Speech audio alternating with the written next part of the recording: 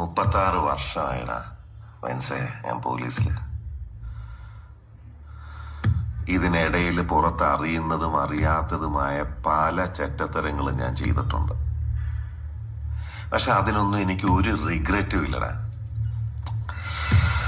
2 ദിവസം കഴിഞ്ഞ് ഞാൻ ഡിപ്പാർട്ട്മെന്റിൽ നിന്ന് റിട്ടയറായി DYSP മെഡലും വാങ്ങി ഇറങ്ങുമ്പോ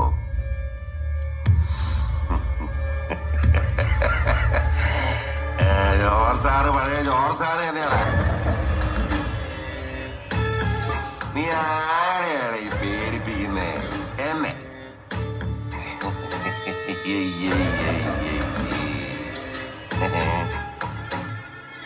നിന്നെ കാണാൻ ജോർജ് സാർ ഇവിടെ വന്നിട്ടുണ്ട്.